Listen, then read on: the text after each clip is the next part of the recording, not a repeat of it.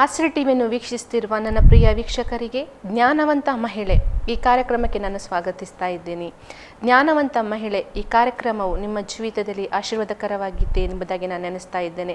ಅನೇಕ ವಿಷಯಗಳನ್ನು ನಾವು ತಿಳ್ಕೊಳ್ತಾ ಇದ್ದೇವೆ. ಯಾವ ರೀತಿಯಾಗಿ ನಾವು ಜೀವಿಸಬೇಕು, ಯಾವ ರೀತಿಯಾಗಿ ಜೀವಿಸಿದರೆ ನಮ್ಮ ಜೀವಿತವು ದೇವರ ದೃಷ್ಟಿಯಲ್ಲಿ ಮಾನ್ಯವಾಗಿ ಇರ್ಬೋದು ಎಂಬುದಾಗಿ ನಾವು ತಿಳ್ಕೊಳ್ತಾ ಇದ್ದೇವೆ.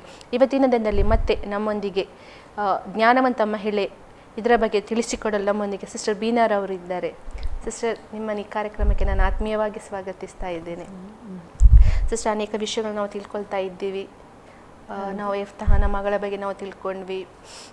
ಇವತ್ತಿನ ದಿನದಲ್ಲಿ ಯಾವ ವಿಷಯದ ಬಗ್ಗೆ ನೀವು ನಮಗೆ ತಿಳಿಸಿಕೊಡ್ತಾ ಇದ್ದೀರಾ? ಇವತ್ತು ನಾವು ನೋಡೋದಾದರೆ ಸಂಸೋನನ ತಾಯಿ ಅವರು ಸ್ಯಾಮ್ಸನ್ನ ಜನನ ಒಂದು ಪ್ರತ್ಯೇಕವಾದಂಥದ್ದು ಅಂತ ದೇವರ ವಾಕ್ಯದಲ್ಲಿ ನಾವು ನೋಡುತ್ತೇವೆ.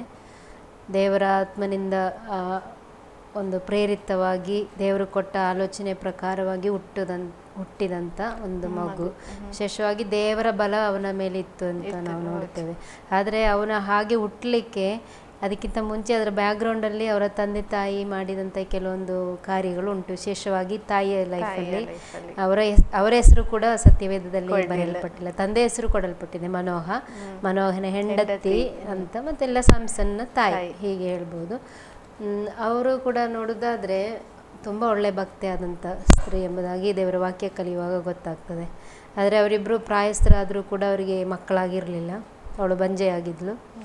ಅಂಥ ಸಂದರ್ಭದಲ್ಲಿ ದೇವರ ದೂತನು ಬಂದು ಯಾವ ರೀತಿಯಲ್ಲಿ ಮರಿಗಳನ್ನು ದೇವರು ಆರಿಸ್ಕೊಂಡ್ರು, ಆ ಒಂದು ಯೇಸುಸ್ವಾಮಿಯ ಜನನಕ್ಕೋಸ್ಕರ ಹೇಗೆ ದೇವರು ಆರಿಸಿಕೊಂಡು ದೇವರ ಕಾರ್ಯವನ್ನು ನಡೆಸಿದರು. ಮರಿಯಳನ್ನು ಆರಿಸಿಕೊಂಡೇ ದೇವರ ಆತ್ಮನ ಕಾರ್ಯ ಬೇರೆ ನಡೆದಿದ್ದು. ಆದರೆ ಈಕೆಯಲ್ಲಿ ಕೂಡ ಅಂಥ ಒಂದು ದೇವದೂತನ ದರ್ಶನ ಇವಳಿಗೆ ಸಿಗ್ತುಂಟು. ಮರಿಯಳಿಗೆ ದರ್ಶನ ಸಿಕ್ಕಿತ್ತು. ಅದೇ ಪ್ರಕಾರ ನಮ್ಮ ಸ್ಯಾಮ್ಸನ್ನ ತಾಯಿಗೆ ಕೂಡ ದರ್ಶನವನ್ನು ದೇವದೂತನು ಬಂದು ಕೊಡುವಂಥದ್ದನ್ನು ನಾವು ನೋಡ್ತಾ ಇದ್ದೇವೆ. 13ನೇ ಅಧ್ಯಾಯ ಇಡಿಯಾಗಿ ನಾವು ಓದುವಾಗ ಅದರ ಬಗ್ಗೆನೇ ಗೊತ್ತಾಗ್ತದೆ. ಮತ್ತು ನಾವು ಓದುವಾಗ 3ನೇ ವಾಕ್ಯ ಓದುವಾಗ 13:3, ಒಂದಾನೊಂದು ದಿವಸ ಯೆಹೋವನ ದೂತನು ಆಕೆಗೆ ಪ್ರತ್ಯಕ್ಷನಾಗಿ, ಈಗೋ ಬಂಜೆಯಾಗಿ ಮಕ್ಕಳಿಲ್ಲದಿರುವ ನೀನು ಗರ್ಭವತಿಯಾಗಿ ಮಗನನ್ನು ಹೆರುವಿ. ಆದುದರಿಂದ ಜಾಗರೂಕತೆಯಿಂದಿರು. ದ್ರಾಕ್ಷಾರಸವನ್ನಾಗಲಿ ಬೇರೆ ಯಾವ ಮದ್ಯವನ್ನಾಗಲಿ ಕುಡಿಯದಿರು. ಯಾವ ನಿಷಿದ್ಧ ಪದಾರ್ಥವನ್ನು ಊಟ ಮಾಡದಿರು. ನೀನು ಗರ್ಭವತಿಯಾಗಿ ಹೇರುವ ಮಗನ ತಲೆಯ ಮೇಲೆ ಕ್ಷೌರದ ಕತ್ತಿಯನ್ನು ಉಪಯೋಗಿಸಲೇಬಾರದು. ಅವನು ಹುಟ್ಟಿದಂದಿನಿಂದ ದೇವರಿಗೆ ಪ್ರತಿಷ್ಠಿತನಾದವನು. ಇಸ್ರಾಯೇಲರನ್ನು ಫಿಲಿಸ್ಟಿಯರ ಕೈಯಿಂದ ಬಿಡಿಸುವುದಕ್ಕೆ ಪ್ರಾರಂಭಿಸುವವನು ಅಂದನು. ನೋಡಿ, ಇಲ್ಲಿ ಕೂಡ ಇಸ್ರಾಯೇಲರು ಯೆಹೋವನ ದೃಷ್ಟಿಯಲ್ಲಿ ದ್ರೋಹಿಗಳಾದರು. ಮೊದಲನೇ ವಾಕ್ಯದಲ್ಲಿ ನೋಡ್ತೇವೆ, ಯೆಹೋವನ ದೃಷ್ಟಿಯಲ್ಲಿ ಇಸ್ರಾಯೇಲ್ ಜನರು ದ್ರೋಹಿಗಳಾಗಿ, ಮತ್ತು ಅವರು ಫಿಲಿಸ್ಟಿಯರು ಅನ್ಯ ಜಾತಿಯವರ ಕೈಯ ಆ ಒಂದು ಇದರಿಂದ ಫಿಲಿಸ್ಟಿಯರ ಮೂಲಕವಾಗಿ ಅವರು ಹಿಂಸೆಗೊಳಗಾಗ್ತಾ ಇದ್ದಾರೆ. ಅಂಥ ಸಂದರ್ಭದಲ್ಲಿ ಅವರಿಗೆ ನ್ಯಾಯಸ್ಥಾಪಕರು ಯಾರೂ ಇರಲಿಲ್ಲ. ಅಂಥ ಒಂದು ಸಂದರ್ಭದಲ್ಲಿ ದೇವರು ಸಂಸೋನನ್ನು ಎಬ್ಬಿಸುವಂಥದ್ದನ್ನು ನಾವು ನೋಡ್ತಾ ಇದ್ದೇವೆ. ಈಗ ನಾವು ಓದಿದ ವಾಕ್ಯದಲ್ಲಿ ಸ್ಯಾಮ್ಸನ್ನ ತಾಯಿಗೆ ದೇವರು ದರ್ಶನ ಕೊಟ್ಟು, ಅಥವಾ ದೇವದೂತನು ಬಂದು ಹೇಳ್ತಾ ಇದ್ದಾರೆ, ಮಕ್ಕಳಿಲ್ಲದೆ ಬಂಜೆಯಾಗಿರುವ ನಿನಗೆ ದೇವರು ಮಕ್ಕಳನ್ನು ಕೊಡ್ತಾರೆ. ಮತ್ತು ಅವನಿಗೆ ಏನೇನು ಮಾಡಬೇಕು, ನೀನು ದ್ರಾಕ್ಷಾರಸ ಕುಡಿಬಾರದು, ನಿಷಿದ್ಧ ಪದಾರ್ಥಗಳನ್ನು ತಿನ್ನಬಾರದು, ಅವನ ತಲೆಯ ಮೇಲೆ ಕ್ಷೌರ ಕತ್ತಿಯನ್ನು ಮುಟ್ಟಿಸಲೇಬಾರದು. ಇಂಥ ಅನೇಕ ಒಂದು ಕಟ್ಟುನಿಟ್ಟಾದಂಥ ಒಂದು ಆಜ್ಞೆ ರೀತಿಯಲ್ಲಿ ದೇವರ ಇನ್ಸ್ಟ್ರಕ್ಷನನ್ನು ದೇವರು ಕೊಡ್ತಾ ಇದ್ದಾರೆ. ನೋಡಿ, ದೇವರಿಂದ ಆರಿಸಲ್ಪಡುವುದಕ್ಕೋಸ್ಕರ ದೇವರೇ ಆ ಸ್ಯಾಮ್ಸನನ್ನು ಮುಂದಾಗಿ ದೇವರು ಕಂಡಿದ್ರು. ಇವನ ಮೂಲಕವಾಗಿ, ಅದೇ ದೇವರ ವಾಕ್ಯದಲ್ಲಿ ನೋಡಿದ್ವಿ, ಇವನ ಮೂಲಕವಾಗಿ ಫಿಲಿಸ್ಟಿಯರನ ಕೈಯಿಂದ ಇಸ್ರಾಯೇಲರನ್ನು ಬಿಡಿಸಲಿಕ್ಕೆ ಪ್ರಾರಂಭಿಸುವನು. ನೋಡಿ, ಸ್ಯಾಮ್ಸನ್ನ ಬಗ್ಗೆ ಕಲಿಯುವಾಗ ಬಹಳಷ್ಟು ಪ್ರಬಲವಾಗಿ ಬಲಿಷ್ಠನಾದಂಥ ಒಬ್ಬ ವ್ಯಕ್ತಿಯಾಗಿದ್ದ. ಅಂದರೆ ಅದರ ಹಿಂದೆ ಅವನಷ್ಟು ಬಲಿಷ್ಠನಾಗಬೇಕಾದ್ರೆ ಅವರ ಹಿಂದೆ ಇದ್ದಂಥದ್ದು ತಾಯಿಯ ಒಂದು ತ್ಯಾಗ, ತಾಯಿಯ ಒಂದು ಪ್ರಾರ್ಥನಾ ಜೀವಿತ, ತಾಯಿಗೆ ದೇವರೊಂದಿಗಿದ್ದಂಥ ಸಂಬಂಧ. ಈಗ ನೋಡಿ, ಸುಮ್ಮನೆ ದೇವರ ಭಕ್ತಿ ಭಯ ಇಲ್ಲದಿದ್ದವರಿಗೆ ಕೂಡ ದೇವರ ದರ್ಶನ ಕೊಡ್ತಾರೆ, ಇಲ್ಲ ಅಂತಲ್ಲ. ಆದರೆ ಇವರ ಬಗ್ಗೆ ನಾವು ನೋಡೋದಾದ್ರೆ ಇವರು ಯಹೂದ್ಯರೇ ಆಗಿದ್ದರು, ದೇವಜನರೇ ಆಗಿದ್ದರು. ಅಂಥ ಒಂದು ಸಂದರ್ಭದಲ್ಲಿ ದೇವರು ಇವಳಿಗೆ ದೂತನ ಮೂಲಕವಾಗಿ ದರ್ಶನ ಕೊಡ್ತಾ ಇದ್ದಾರೆ. ಭಕ್ತಿಯಾದಂಥ ಒಬ್ಬ ಸ್ತ್ರೀ ಆಗಿದ್ದಳು ಸ್ಯಾಮ್ಸನ್ನ ತಾಯಿ. ಆಮೇಲೆ ನೋಡುತ್ತೇವೆ, ದೇವರು ಕೊಟ್ಟಂಥ ಒಂದು ಕಟ್ಟುನಿಟ್ಟಾದಂಥ ಒಂದು ಆಜ್ಞೆಗಳನ್ನು ಅಥವಾ ಕೆಲವೊಂದು ಇನ್ಸ್ಟ್ರಕ್ಷನ್ಸನ್ನು ಇವಳು ಹಾಗೇ ಫಾಲೋ ಮಾಡ್ತಾಳೆ. ಹೌದು, ಆಚೆಗೆ ಇಲ್ಲ, ಈಚೆಗೆ ಇಲ್ಲ. ಹೌದು. ದೇವರು ಕೊಟ್ಟಂತ ಆ ಮಾತನ್ನ ನಂಬಿ, ಯಾಕಂದ್ರೆ ಅವಳಿಗೆ ಮಕ್ಕಳಿರಲಿಲ್ಲ, ಇರ್ಲಿಲ್ಲ. ದೇವರು ಮಕ್ಕಳು ಕೊಡ್ತಾರೆ ಅಂತ ವಾಗ್ದಾನ ಮಾಡಿದ್ದಾರೆ, ಮಗನನ್ನು ಕೊಡುತ್ತೇನೆ, ನೀನು ಇಂತಿಂಥದನ್ನು ಮಾಡಬಾರದು. ಆ ಒಂದು ವಿಷಯವನ್ನು ಅವಳು ಮನಸ್ಸಲ್ಲಿ ಇಟ್ಟುಕೊಂಡು ದೇವದೂತನು ಹೇಳಿದ ಪ್ರಕಾರವಾಗಿ ಅವಳು ಗರ್ಭವತಿಯಾದಾಗ ಆ ಒಂದು ಕಾರ್ಯಗಳನ್ನು ನಡೆಸಿದರ ನಿಮಿತ್ತವಾಗಿಯೇ ಸ್ಯಾಮ್ಸನ್ ಅಷ್ಟು ಪ್ರಬಲವಾಗಲಿಕ್ಕೆ ಕಾರಣವಾಗಿದ್ದು. ಆಕೆ ತಪ್ಪಿ ಹೋಗ್ಬೋದಿದೆ, ಅಂದ್ರೆ ವಾಗ್ದಾನ ಮಾಡಿದ್ರೆ ಮಗು ಹೇಗೂ ಆಗಿ ಆಗ್ತದೆ, ನನಗೆ ಬೇಕಾದಾಗೆ ನಾನು ಇರ್ತೇನೆ ಎಂಬುದಾಗಿ ಯೋಚಿಸಿರ್ಬೋದು. ಬಟ್ ಏನು ದೇವರು ಅವಳಿಗೆ ಈ ರೀತಿಯಾಗಿ ಅಪ್ಪಣೆ ಕೊಟ್ಟರು, ಅದನ್ನ ಆಕೆ ನೆರವೇರಿಸಿದ್ದು. ಹೌದು. ಆಮೇಲೆ ನಾವು ನೋಡ್ತೇವೆ, ಇವತ್ತು ಅನೇಕರು ಮಕ್ಕಳಿಲ್ಲದೆ ಭಾರಪಡುವಂಥ ದಂಪತಿಯರಿಗೆ ದೇವರ ಮುಂದೆ ಬಂದು ಪ್ರಾರ್ಥನೆ ಮಾಡುವಾಗ ಅವರಿಗೆ ಮಕ್ಕಳನ್ನು ದೇವರು ಕೊಡ್ತಾರೆ. ದೇವರ ಹತ್ರ ಕೇಳಿಕೊಳ್ಳುವವರಿಗೆ ಅದು ಎಷ್ಟೇ ವರ್ಷ ದೀರ್ಘ ವರ್ಷವಾಗಿರಲಿ. ಅಬ್ರಹಾಮನಿಗೆ ಸಾರಳಿಗೆ 90 ಮತ್ತು 100ನೇ ವರ್ಷದಲ್ಲಿ ಅಬ್ರಹಾಮನಿಗೆ 100 ವರ್ಷ, ಸಾರಳಿಗೆ 90 ವರ್ಷ. ಅಂತ ಒಂದು ವೃದ್ಧಾಪ್ಯದ ಪ್ರಾಯದಲ್ಲಿ ದೇವರು ಮಕ್ಕಳನ್ನು ಕೊಡಲಿಕ್ಕೆ ಶಕ್ತನಾಗಿದ್ದಾನೆ. ಅದೇ ದೇವರು ಇವತ್ತು ಕೂಡ ಯಾರ್ಯಾರು ದೇವರ ಹತ್ರ ಕೇಳ್ತಾರೆ ಅವರಿಗೆ ಖಂಡಿತ ದೇವರು ಕೊಡ್ತಾರೆ. ಕೆಲವರು ಪ್ರಾರ್ಥನೆ ಮಾಡಲಿಕ್ಕೆ ಬರುವಾಗ, ದೇವರೇ ಮಗುವನ್ನು ಕೊಟ್ಟರೆ ನಾನು ಖಂಡಿತವಾಗಲೂ ನಿನ್ನ ಸೇವೆಗೆ ಸಮರ್ಪಿಸುತ್ತೇನೆ ಹಾಗೆ ಹೇಳ್ತಾರೆ.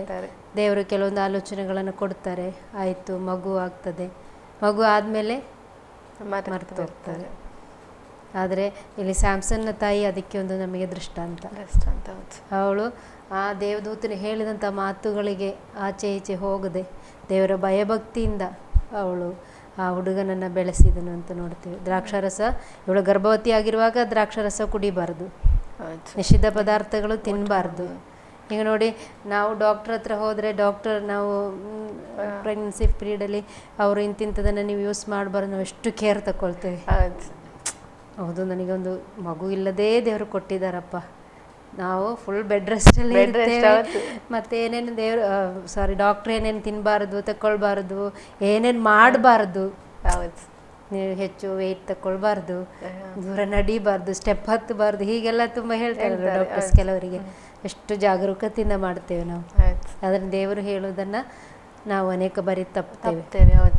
ಅದಕ್ಕೆ ವಿಷಯ ಏನಂದರೆ ಸಿಸ್ಟರ್, ಅದಕ್ಕೆ ಕೆಲವೊಮ್ಮೆ ನಮಗೆ ಅನಿಸ್ತದೆ ದೇವರು ನಮ್ಮನ್ನು ನೋಡ್ತಾ ಇಲ್ಲ, ದೇವರು ವಾಗ್ದಾನ ಮಾಡಿದ್ದಾರೆ, ಆದರೆ ಅಪನಂಬಿಕೆ ಅನೇಕರ ಜೀವಿತದಲ್ಲಿ ಇರುವಂಥದ್ದನ್ನು ನಾವು ನೋಡ್ತಾ ಇದ್ದೇವೆ. ಆದರೆ ಸ್ಯಾಮ್ಸನ್ನ ತಾಯಿ ಅವತ್ತೂ ಕೂಡ ಆ ಒಂದು ಅಪನಂಬಿಕೆ ಆಕೆಯಲ್ಲಿ ಬರಲಿಲ್ಲ. ಅವಳು ನಂಬಿಗಸ್ತಳಾಗಿದ್ಲು, ದೇವರು ಹೇಳಿದ ಹಾಗೆ ಅವಳು ಮಾಡಿದಂಥ ಒಬ್ಬ ಹೆಂಗಸು ಎಂಬುದಾಗಿ ನಾವು ನೋಡ್ತಾ ಇದ್ದೇವೆ. ಮತ್ತು ನಾವು ನೋಡ್ತೇವೆ, ಈಕೆಯು ಈ ವಿಷಯಗಳನ್ನೆಲ್ಲ ಇವಳಿಗೆ ದೇವದೂತನ ದರ್ಶನ ಕೊಡುವಾಗ ಇವಳೊಬ್ಬಳೇ ಇದ್ದದ್ದು, ಗಂಡ ಇವಳ ಸಂಗಡ ಇರಲಿಲ್ಲ. ಇವಳು ಹೋಗಿ ದೇವರಿಗೆ ಹೇಳಿದಂಥ ಮಾತುಗಳನ್ನು ತನ್ನ ಗಂಡನಿಗೆ ಸಹ ತಿಳಿಸ್ತಾ ಇದ್ದಾಳೆ. ನಾವೇನು ಮಾಡಬೇಕು? ದೇವರು ನಮಗೆ ಹೇಳಿದಂಥ ವಿಚಾರಗಳನ್ನು, ದೇವರು ನಮಗೆ ಕೊಡುವಂಥ ಆಲೋಚನೆಗಳನ್ನು ನಾವು ಪತಿ ಪತ್ನಿಯರು, ಅಂದರೆ ಇಲ್ಲಿ ನಾವು ನೋಡ್ತೇವೆ ಅವರಲ್ಲಿದ್ದಂಥ ಒಂದು ಐಕ್ಯತೆ. ಕುಟುಂಬ ಅಂದರೆ ಗಂಡ ಹೆಂಡತಿ ಐಕ್ಯವಾಗಿರುವಂಥದ್ದು. ಇವತ್ತು ನೋಡ್ತೇವೆ ಅನೇಕ ಕುಟುಂಬದಲ್ಲಿ ಐಕ್ಯತೆಯೇ ಇಲ್ಲ, ಅದೇ ಕೊನೆಯವರೆಗೂ ಸಮಸ್ಯೆಯಾಗಿ ಅವರಿಗೆ ಉಳಿಯುತ್ತದೆ. ಎಷ್ಟು ಪ್ರಯತ್ನ ಪಟ್ಟರೂ ಆ ಸಮಸ್ಯೆಯಿಂದ ಅವರಿಗೆ ಹೊರಗೆ ಬರಲಿಕ್ಕಾಗೋದಿಲ್ಲ.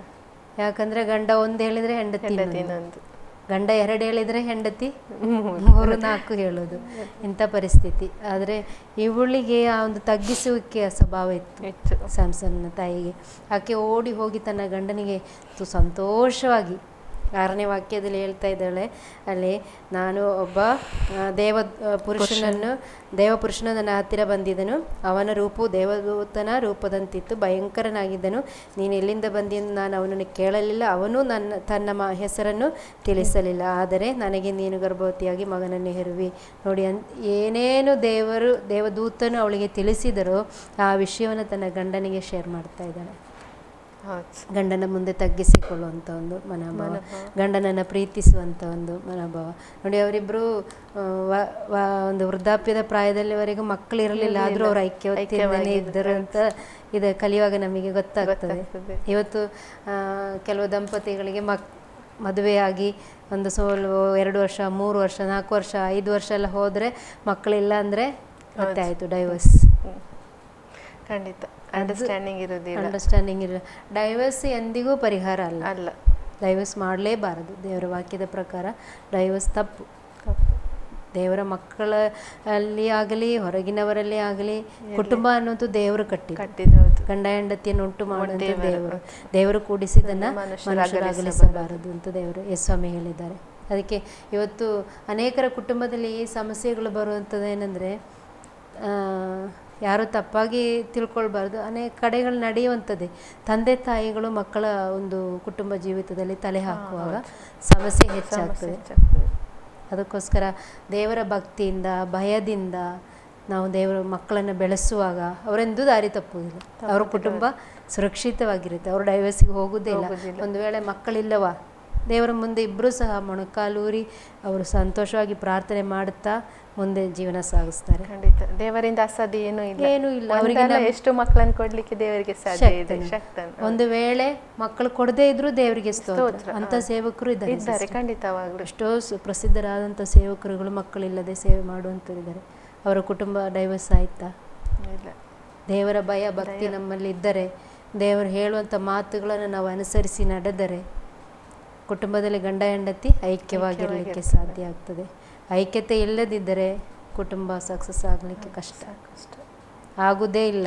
ಇಲ್ಲಿ ನೋಡಿ, ಇವಳು ಹೋಗಿ ತನ್ನ ಗಂಡನ ಬಳಿಲಿ ಓಡಿ ಹೋಗಿ ಈ ವಿಷಯಗಳನ್ನೆಲ್ಲ ಹೇಳಿದ್ಳು. ಆಗ ಗಂಡನಿಗೆ ಒಂದು ಆಸೆ, ಯಾರು ಈ ದೇವಪುರುಷನು ಈ ಬಂದು ಮಾತಾಡಿದವರು, ಅಲ್ಲಿ 8ನೇ ವಾಕ್ಯದಲ್ಲಿ ಮನೋಹನ್ ಇದನ್ನು ಕೇಳಿ ಯೆಹೋವನಿಗೆ, ಸ್ವಾಮಿ ದೇವರಲ್ಲಿ ನೀನು ಕಳಿಸಿದ ದೇವಪುರುಷನು ಇನ್ನೊಂದು ಸಾರಿ ನಮ್ಮ ಬಳಿಗೆ ಬಂದು ಹುಟ್ಟಲಿಕ್ಕಿರುವ ಮಗುವಿಗೋಸ್ಕರ ಮಾಡಬೇಕಾದದನ್ನು ನಮಗೆ ಬೋಧಿಸಲಿ ಎಂದು ಬೇಡಿಕೊಳ್ಳಲು ದೇವರು ಅವನ ಮೊರೆಯನ್ನು ಕೇಳಿದನು. ಆ ಸ್ತ್ರೀ ಹೊಲದಲ್ಲಿ ಕೂತಿರುವಾಗ ದೇವದೂತನು ತಿರುಗಿ ಬಂದನು. ಆಕೆ ಗಂಡನಾದ ಮನೋಹನು ಅಲ್ಲಿ ಇರಲಿಲ್ಲ. ಈಗ 2ನೇ ಸಾರಿ ದೇವದೂತನು ಪ್ರತ್ಯಕ್ಷನಾಗ್ತದಾನೆ. ಮನೋಹನ ಪ್ರಾರ್ಥನೆ ಕೇಳಿದರು, ದೇವರೇ ಒಂದು ಸಾರಿ ನನಗೆ ದರ್ಶನ ಕೊಡು, ನೀನು ಕೊಟ್ಟಿದ್ದೆ ಅಂತ ನನ್ನ ಹೆಂಡತಿ ಹೇಳಿದಾಳೆ, ಆದರೂ ಪರವಾಗಿಲ್ಲ, ನಾನೊಂದು ಸಲ ನೋಡಬೇಕು ಅಂತ ಹೇಳಿ ಆತನ ಪ್ರಾರ್ಥನೆ ಮಾಡಿದಾಗ ಪ್ರಾರ್ಥನೆ ದೇವರು ಕೇಳಿ ಮತ್ತೊಂದು ಸಲ ಈ ಸ್ಯಾಮ್ಸನ್ನ ತಾಯಿ ಒಬ್ಬರೇ ಇರುವಂಥ ಸಂದರ್ಭದಲ್ಲಿ ಅಲ್ಲಿ 9ನೇ ವಾಕ್ಯದಲ್ಲಿ ಓದ್ತೇವೆ, ಪುನಃ ಅವಳಿಗೆ ದೇವದೂತ ಬಂದು ದರ್ಶನವನ್ನು ಕೊಡ್ತಾ ಇದ್ದಾರೆ. ಆಗ ಇವಳು ಮಾಡಿದ ಏನು ಕೆಲಸ ನೋಡಿ, ಆಕೆ ಗಂಡನಾದ ಮನೋಹನ ಅಲ್ಲಿ ಇರಲಿಲ್ಲ. ಆದ್ದರಿಂದ ಆಕೆ ಬೇಗನೆ ಗಂಡನ ಬಳಿಗೆ ಹೋಗಿ, ಮೊನ್ನೆ ನನಗೆ ಪ್ರತ್ಯಕ್ಷನಾದ ಪುರುಷನು ತಿರುಗಿ ಬಂದಿದ್ದಾನೆಂದು ತಿಳಿಸಲು ಅವನೆದ್ದು ಹೆಂಡತಿಯೊಡನೆ ಬಂದು. ನೋಡಿ, ಇವಳಿಗಿದ್ದಂತೆ ಇನ್ನೊಂದು ಗುಣ ನೋಡಿ, ದೇವರು ಹೇಳಿದ್ದಾರೆ, ನನ್ನ ಗಂಡ ಪ್ರಾರ್ಥನೆ ಮಾಡಿದ್ದಾರೆ, ಅಲ್ಲೇ ಇವಳಿಗೆ ಗೊತ್ತಿದೆ, ಪುನಃ ಪ್ರತ್ಯಕ್ಷನಾಗ್ತಾ ಇದ್ದಾರೆ. ಆಗ ಮನೋಹ ಇರಲಿಲ್ಲ, ಇವಳೊಬ್ಬಳೇ ಇದ್ದಿದ್ದು. ಓಡಿ ಹೋಗಿ ಗಂಡನನ್ನು ಕರೆದುಕೊಂಡು ಬರ್ತಾ ಇದ್ದಾಳೆ. ಇಲ್ಲಿ ಏನು ಕಲಿಲಿಕ್ಕೆ ಸಾಧ್ಯ ಅಂದರೆ, ಇವಳ ಜೀವಿತದಲ್ಲಿ ಇವಳು ಅಹಂಕಾರ ಪಡಲಿಲ್ಲ. ಹೌದು ನೋಡಿ, ಗಂಡ ಪ್ರಾರ್ಥನೆ ಮಾಡಿದರೆ ಗಂಡನಿಗೆ ತೋರಿಸ್ಬೇಕಲ್ಲ ದೇವರು, ನನಗೆ ಮತ್ತೆ ಬಂದ್ರಲ್ಲ, ನೋಡು ದೇವರು ನನ್ನ ಮೇಲೆ ಎಷ್ಟು ಪ್ರೀತಿ ಇಟ್ಟಿದ್ದಾರೆ, ಗಂಡನನ್ನ ಹೇಳದಿರ್ಬೋದಿತ್ತು. ಹೌದು, ನಿಮಗೆ ಹೇಳಿಲ್ಲ, ನಂಗೆ ಹೇಳಿದ್ದಾರೆ ಹಾಗೆ ಅನಿಸ್ಬೋದಿತ್ತು. ಅವರು ಅಹಂಕಾರ ಪಡಲಿಲ್ಲ, ತಾಳ್ಮೆಯಿಂದ ದೇವರು ಹೇಳಿದ್ದಾರೆ. 2ನೇ ಸಲ ದೇವದೂತನ ದರ್ಶನ ಕೊಟ್ಟಾಗ ಓಡಿ ಹೋಗಿ ಗಂಡನನ್ನು ಕರ್ಕೊಂಡು ಬರ್ತಾ ಇದ್ದಾಳೆ. ಐಕ್ಯತೆ ಮೇನ್ ಸಿಸ್ಟರ್. ಫ್ಯಾಮಿಲಿ ಲೈಫಲ್ಲಿ ಅಥವಾ ಮಕ್ಕಳ ಒಂದು ಒಳಿತಿಗೆ ತಂದೆ ತಾಯಂದಿರು ಗಂಡ ಹೆಂಡತಿಯರ ಮಧ್ಯದಲ್ಲಿರುವಂಥ ಐಕ್ಯತೆ ಪ್ರಾಧಾನ್ಯವಾದಂಥದ್ದು. ಅವರಿಬ್ಬರಲ್ಲಿರುವಂಥ ಅಂಡರ್ಸ್ಟ್ಯಾಂಡಿಂಗ್ ನೋಡಿ. ಇವಳು ಬೇಕಾದ್ರೆ ನೋಡಿ, ದೇವದೂತರು ನನಗೆ ಮಾತ್ರ ಕಾಣಿಸಿಕೊಂಡು ತಾನೊಂದು ಗ್ರೇಟ್ ಎಂಬುದಾಗಿ ಯೋಚಿಸಿರ್ಬೋದು, ನನ್ನನ್ನು ದೇವರು ಆರಿಸ್ಕೊಂಡಿದ್ರು, ನನ್ನನ್ನು ಕರೆದ್ರು ಎಂಬುದಾಗಿ ಹೇಳ್ಬೋದಾಗಿತ್ತು. ಆದ್ರೂ ಆ ಪ್ರಾಯದಲ್ಲಿ ಅವರಿಗೆ ಪ್ರೀತಿ ಇತ್ತು. ಹೌದು, ಅವರು ಮಕ್ಕಳಿಲ್ಲದೆ ಇರುವಾಗಲೂ ಅಷ್ಟೊಂದು ಪ್ರೀತಿ ಅನ್ಯೋನ್ಯತೆ, ಅಂಡರ್ಸ್ಟ್ಯಾಂಡಿಂಗ್ ಇತ್ತು. ಹೌದು, ಗಂಡನಿಗೆ ವಿಧೇಯಳಾಗಿ ಗಂಡ ಪ್ರಾರ್ಥನೆ ಮಾಡಿದ್ದಾರೆ, ದೇವರು ದರ್ಶನ ಕೊಟ್ಟರಲ್ಲ, ಬನ್ನಿ ಬೇಗ ಬನ್ನಿ ಇಲ್ಲಿದ್ದಾರೆ, ದೇವದೂತರಿದ್ದಾರೆ, ಬನ್ನಿ ಅಂತ ಹೇಳಿ ಓಡಿ ಹೋಗಿ ಕರೆದುಕೊಂಡು ಬರ್ತಾ ಇದ್ದಾಳೆ. ಇವತ್ತು ಅನೇಕರಿಗೆ ಗಂಡಂದಿರು ನಂಬಿಕೆಗೆ ಬರಲಿಲ್ಲ ಎನ್ನುವಂಥ ಒಂದು ದೂರುಂಟು. ಹೌದು. ಆದರೆ ಗಂಡಂದಿರು ಬರಬೇಕಾದ್ರೆ ನಮ್ಮ ಜೀವಿತ ನೋಡಬೇಕು. ಅವರು ಹೌದು, ನಾವೇ ಅವ್ರನ್ನ ಕರ್ಕೊಂಡು ಬರಬೇಕು. ಇಲ್ಲಿ ಮನೋಹ ಪ್ರಾರ್ಥನೆ ಮಾಡಿದ್ದನು ಓಕೆ, ದೇವರು ದರ್ಶನ ಕೊಟ್ಟಿದ್ದು ಹೆಂಡತಿ ಹೋಗಿ ಗಂಡನನ್ನು ಕರೆದುಕೊಂಡು ಬರ್ತಾ ಇದ್ದಾಳೆ. ಅದು ಪ್ರಾಮುಖ್ಯವಾದಂಥ ವಿಷಯ.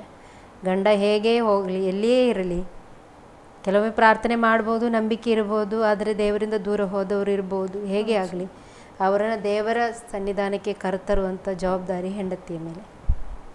ಇವಳಿಗೆ ಅಂಥ ಒಂದು ಅನುಭವ ಸ್ಯಾಮ್ಸನ್ನ ತಾಯಿಗೆ.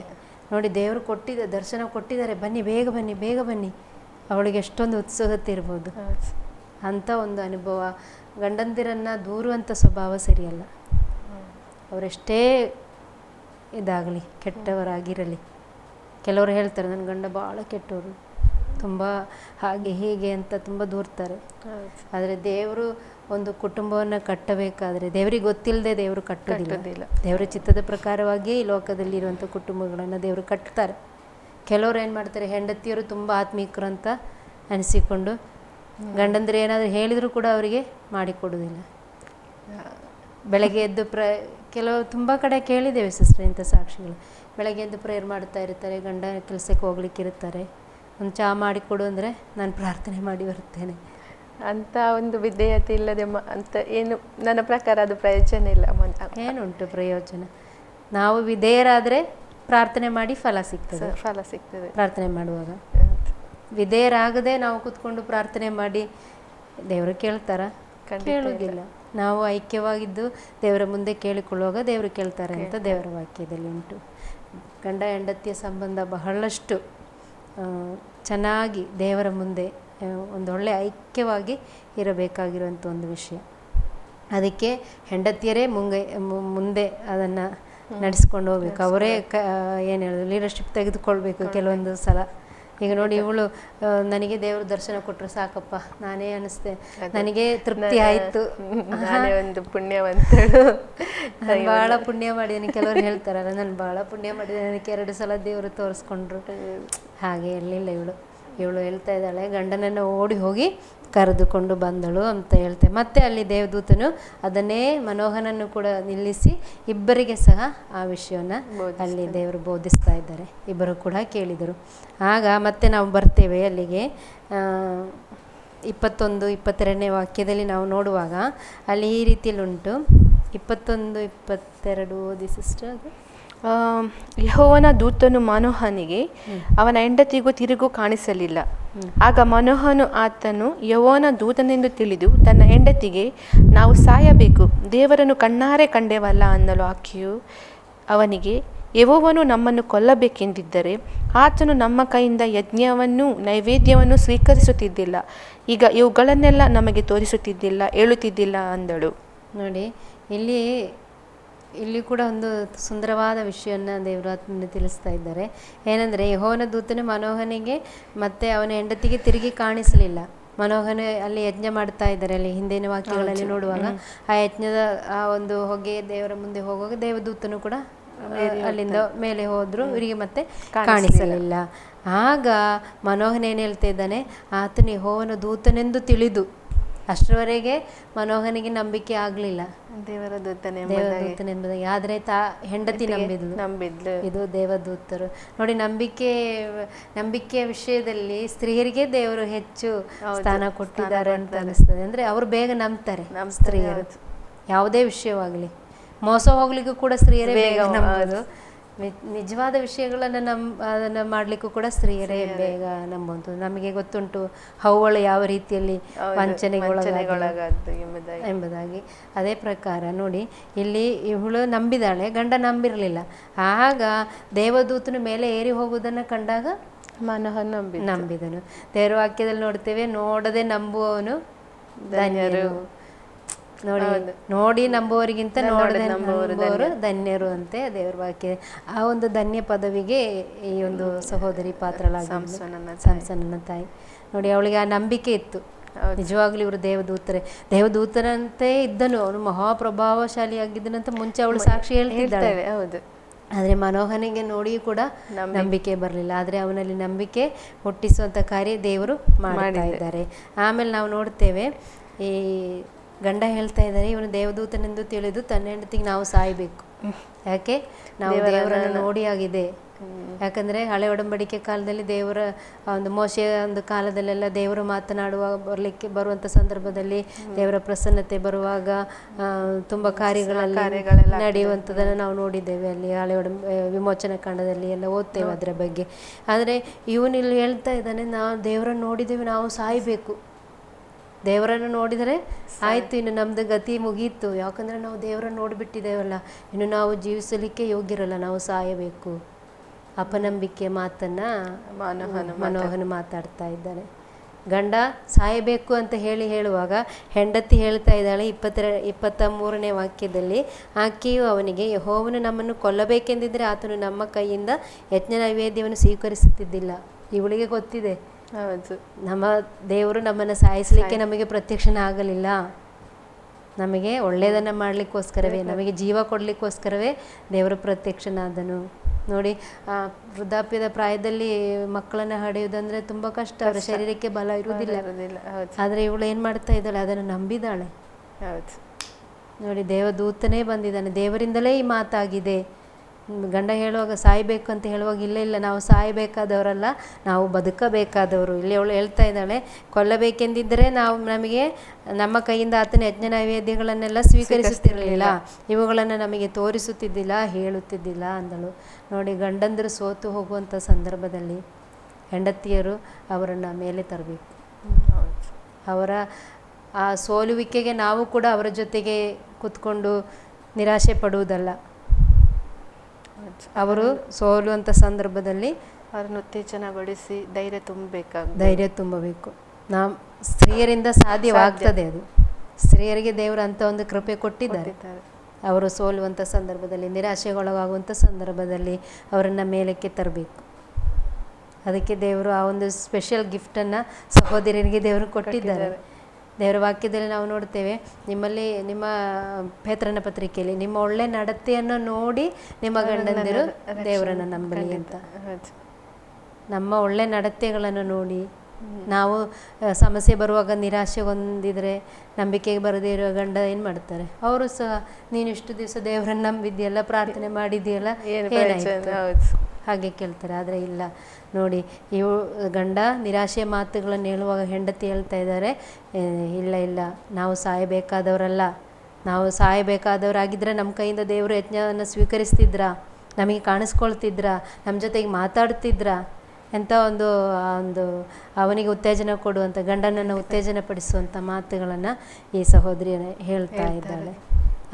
ಒಂದು ಜ್ಞಾನ, ಒಂದು ತಾಳ್ಮೆ, ಎಲ್ಲವನ್ನು ಪರಿಶೀಲಿಸಿ ನೋಡುವಂಥ ಒಂದು ಸ್ವಭಾವ ಇದ್ದಿದ್ದು.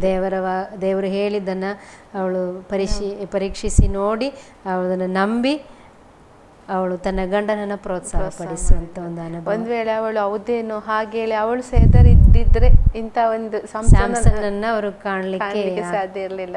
ಆದ್ರೆ ನಾನು ಹೇಳಿದ್ದು ಅದನ್ನು ಸಂಪೂರ್ಣವಾಗಿ ನಂಬಿದ್ಲು. ಗಂಡನಿಗೆ ಸಹ ಹಾಗಲ್ಲ ಈ ರೀತಿಯಾಗಿ ಎಂಬುದಾಗಿ ಆಕೆ ಆತನನ್ನು ಸಹ ಆಕೆ ಅಂದ್ರೆ ಅವರ ಮನಸ್ಸನ್ನು ಆಕೆ ಬದಲಾಯಿಸಿದ್ಲು. ಹೌದು, ಒಂದು ಧೈರ್ಯದಿಂದ ಅವರನ್ನು ತುಂಬಿಸ್ತಾ ಇದ್ದಾರೆ. ಯಾಕಂದ್ರೆ ಇನ್ನು ನಿರೀಕ್ಷೆ ಇಲ್ಲ, ಸಾಯ್ಬೇಕು ಹಾಗೆ ಹೇಳ್ತಾ ಇದ್ದಾರೆ.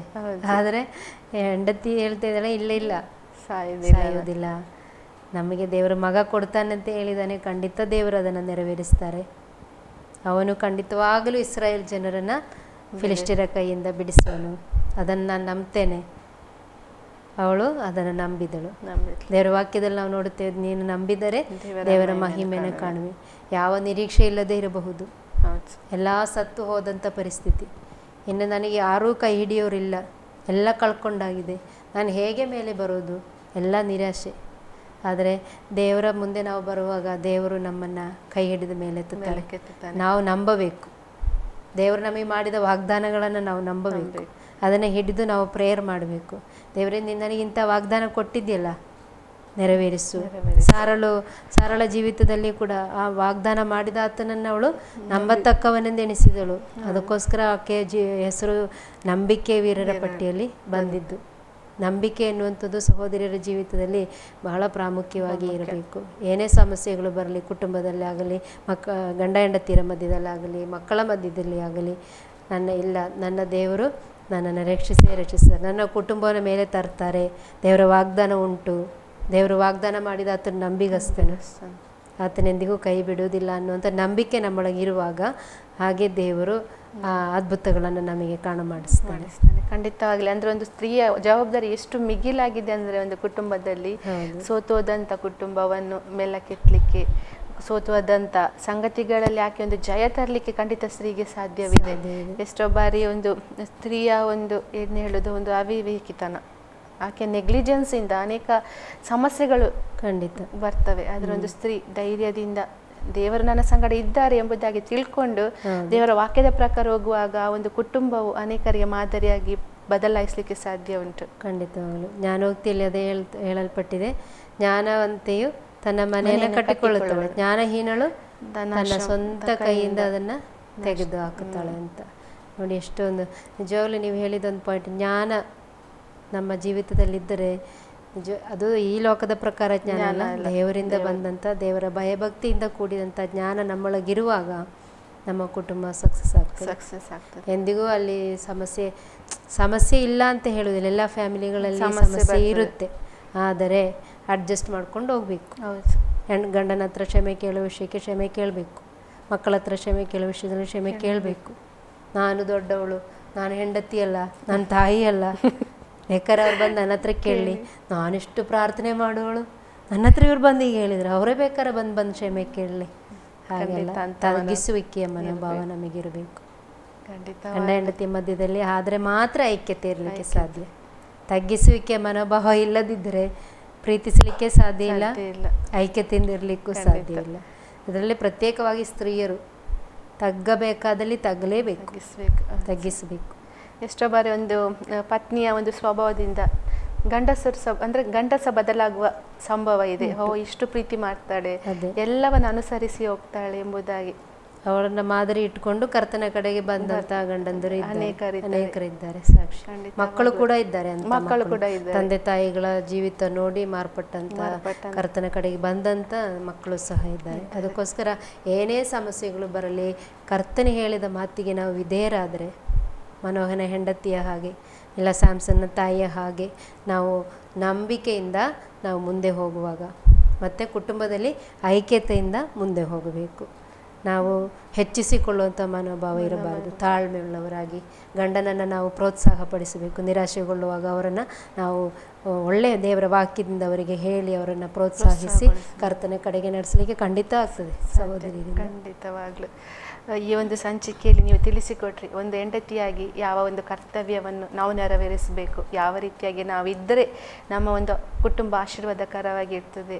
ನಿಜವಾಗ್ಲೂ ಮನೋಹನ ಹೆಂಡತಿ ಸ್ಯಾಮ್ಸನ್ನ ತಾಯಿಯನ್ನು ನಾವು ನೋಡೋದಾದರೆ ಆಕೆಯಲ್ಲಿ ಅಂತೆಲ್ಲ ಸ್ವಭಾವಗಳಿದ್ದು ಅದರ ಮೂಲಕ ತನ್ನ ಗಂಡನನ್ನು ಆಕೆ ಬದಲಾಯಿಸಿದ್ಲು.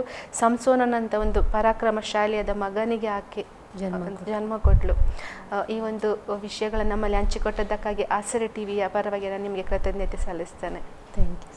ಪ್ರಿಯ ವೀಕ್ಷಕರೇ, ನಾವು ಕೇಳಿದ್ವಿ ಮನೋಹನ ಹೆಂಡತಿಯ ಒಂದು ಸ್ವಭಾವಗಳು, ಆಕೆಯಲ್ಲಿರುವಂಥ ಒಂದು ತಾಳ್ಮೆ, ಆಕೆಯಲ್ಲಿರುವಂಥ ನಂಬಿಕೆ, ಆಕೆಯಲ್ಲಿರುವ ಒಳ್ಳೆಯ ಗುಣಗಳು ಆಕೆ ಕುಟುಂಬವನ್ನು ಕಟ್ಟುವಂತಾಯಿತು. ಎಷ್ಟು ವರ್ಷಗಳ ನಂತರ ನಾವು ಸತ್ಯವೇದವನ್ನು ಓದ್ತಾ ಇದ್ದೇವೆ. ಈ ಒಂದು ಸಂಗತಿಗಳು ನಡೆದ ಹಲವು ವರ್ಷಗಳಾಯಿತು. ನಾವು ಈ ದಿನಗಳಲ್ಲಿ ಆಕೆಯ ವಿಷಯಗಳನ್ನು ನಾವು ಧ್ಯಾನಿಸುವಾಗ ಆಕೆ ಖಂಡಿತವಾಗಿ ಶ್ರೇಷ್ಠಳಾಗಿದ್ಲು. ನಾವು ಸಹ ನಮ್ಮ ಕುಟುಂಬದಲ್ಲಿ ಅನೇಕ ಸಮಸ್ಯೆಗಳಿರ್ಬೋದು, ಅನೇಕ ಬಾರಿ ನಾವೇ ತಗ್ಗಿಸಲ್ಕೊಳ್ಳಲ್ಪಡುವಂಥ ಸಂಭವಗಳು ಬರ್ಬೋದು. ಆದರೆ ನಾವು ದೇವರನ್ನು ದೃಷ್ಟಿಸಿ ನೋಡಿ, ದೇವರು ನನ್ನ ಕುಟುಂಬವನ್ನು ಮೇಲಕ್ಕೆ ಎತ್ತುತ್ತಾರೆ. ಪರವಾಗಿಲ್ಲ, ಕೆಲವು ಸಲ ನಾವು ಹೆಚ್ಚಾಗಿ ತಗ್ಗಿಸಲು ಅವಕಾಶಗಳು ಬರ್ಬೋದು, ನೋವು ತಿನ್ನುವ ಸಂಗತಿಗಳು ಬರಬಹುದು. ಆದರೆ ದೇವರನ್ನು ನಾವು ದೃಷ್ಟಿಸಿ ನೋಡಿ, ಈ ಕುಟುಂಬದಲ್ಲಿ ನನ್ನನ್ನು ದೇವರು ಇಟ್ಟಿದ್ದಾರೆ, ನನ್ನ ಕುಟುಂಬವನ್ನು ಮೇಲೆ ತರಲು ನನ್ನಿಂದ ಸಾಧ್ಯ ಎಂಬ ಒಂದು ಪಾಸಿಟಿವ್ ಥಿಂಕಿಂಗ್ ಒಂದಿಗೆ ನೀವು ಇರುವುದಾದರೆ ಖಂಡಿತವಾಗಿ ನಿಮ್ಮ ಮನೆಯಲ್ಲಿ ಇರ್ಬೋದು, ಮಕ್ಕಳ ಮಧ್ಯದಲ್ಲಿ, ಗಂಡನ ಮಧ್ಯದಲ್ಲಿ ಅನೇಕ ಸಮಸ್ಯೆಗಳೆಲ್ಲ ಇರ್ಬೋದು. ಅವೆಲ್ಲಗಳು ದೇವರು ನೀಗಿಸಲು ಶಕ್ತನಾಗಿದ್ದಾನೆ. ದೇವರ ಮೇಲೆ ನಂಬಿಕೆ ಇಡಿ ಮತ್ತು ನಿಮ್ಮ ಕುಟುಂಬವು ದೇವರು ಕಟ್ಟುತ್ತಾನೆ ಎಂಬ ನಿರೀಕ್ಷೆ ನಿಮ್ಮೊಂದಿಗಿರಲಿ. ಈ ಕಾರ್ಯಕ್ರಮವು ನಿಮ್ಮ ಜೀವಿತಕ್ಕೆ ಆಶೀರ್ವಾದಕರವಾಗಿದೆ ಎಂಬುದಾಗಿ ನಾನು ನೆನೆಸುತ್ತೇನೆ. ಮುಂದಿನ ಸಂಚಿಕೆಯಲ್ಲಿ ಮತ್ತೆ ನಾವು ಹೊಸ ವಿಷಯದೊಂದಿಗೆ ನಿಮ್ಮ ಮುಂದೆ ಬರಲಿದ್ದೇವೆ. ಅಲ್ಲಿಯ ತನಕ ವೀಕ್ಷಿಸ್ತಾ ಇರಿ ಆಸರೆ ಟಿವಿ. ವಂದನೆಗಳು.